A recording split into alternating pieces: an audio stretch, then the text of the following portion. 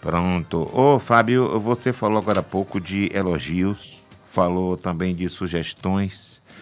O que seria realmente considerado um bom feedback, hein, Fábio? Maravilha. Um bom feedback tem a ver primeiro com clareza, tá? Assertividade. Eu já vi casos, já conheci casos, já vivi casos em que a pessoa sai de uma situação que ela foi demitida e ela sai dali sem ter clareza do que ocorreu.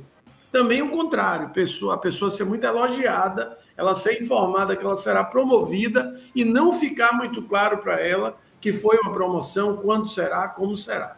Então, a clareza e a assertividade andam juntas, né? Ou seja, você precisa dizer efetivamente, de maneira objetiva, de maneira didática, de maneira que o outro entenda aquilo que você está querendo dizer. Há uma máxima que a gente diz que elogio faça na frente de todos, críticas, né? Você faz um para um, essa máxima é verdadeira, mas, na verdade, algumas organizações mais modernas têm ido além e mostrado que essa crítica construtiva é positiva quando aquilo é trabalhado com um grupo ou com um time, determinado time. Então, sem dúvida nenhuma, clareza e assertividade. Para ter clareza e assertividade, você tem que ter evidências e fatos. Eu não posso dizer, olha, eu acho que o seu desempenho esse ano está um pouco pior do que o ano passado. Não, eu tenho que mostrar através de fatos, através de argumentos, através de números, através de situações que o seu desempenho não está contente, ou o contrário. Olha, ano passado você teve um ano muito difícil aqui conosco, mas esse ano você está dando um show. Então, de uma certa forma, sejam números, sejam feedback, sejam resultados, às vezes, do trabalho.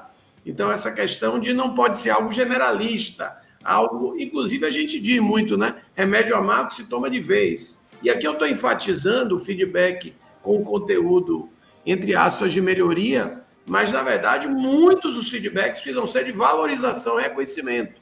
Esse é um elemento também que falta na cultura das organizações. Eu preciso reconhecer e valorizar, e isso é feito também através do feedback.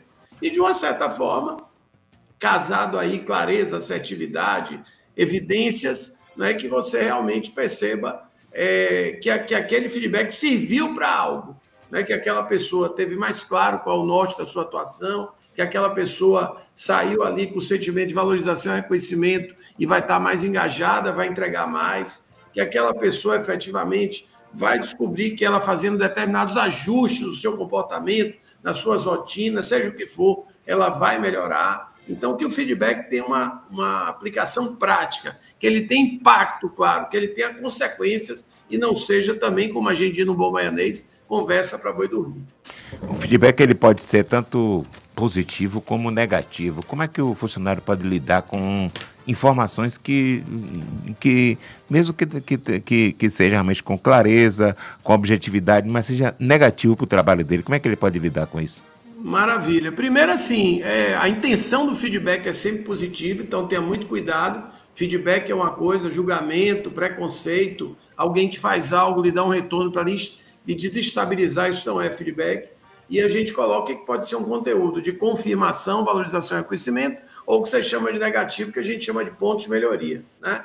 E para lidar com o negativo, ele tem que estar com a mente aberta, ele tem que muitas vezes questionar de forma respeitosa o que levou aquela pessoa àquela conclusão. Então, você pode me dar um exemplo onde é que eu tenho errado? Porque às vezes as pessoas dizem, o seu desempenho não está nada bom, e a pessoa não diz o que é. Então, cabe a ele também perguntar. Então, tem um misto de ter abertura, ter o que a gente chama de escuta ativa, ele, de uma certa forma, questionar quando não está claro para ele o que exatamente está sendo dito, e ele, de uma certa forma, dar um tempinho, não querer ser tão impulsivo, absorver de imediato. Respira fundo, vai avaliar, vai entender aquilo que foi dito, porque eu aprendi com a dona Maísa, né, minha sócia e fundadora da Damicos, quando você faz uma palestra para 1.000 pessoas e uma pessoa só vem reclamar de alguma coisa, é importante que você ouça aquela pessoa. Por mais que 999 lhe aplaudam de pé, lhe elogiem, se aquela pessoa lhe disse alguma coisa, aquilo vai servir. Então, nem sempre aquilo que está sendo dito é totalmente verdadeiro, a pessoa é dona da verdade ou tem razão, mas se efetivamente Igor e Luiz Henrique me diz algo depois do quadro de hoje, seja positivo ou um ponto de melhoria, eu preciso entender por que eles estão dizendo isso. Preciso entender o que está se passando na cabeça deles. O que pode ter além do meu quadro, que tem a ver com o programa como um todo, com as temáticas e por aí vai. Então, não é fácil. Quem disser que adora ouvir crítica, maravilha, obrigado, essa crítica vai me fazer crescer. Mentira, isso não está na cultura do latino, pode estar no japonês, do alemão, do inglês, mas de uma certa forma a gente precisa ser capaz não só de ouvir de verdade, de ouvir profundamente, mas também absorver para entender o que é que aquilo quer dizer, ou que melhoria eu posso fazer a partir daquele feedback. Ô, Fábio, mais alguma dica para o ouvinte da Cardeal, Fábio?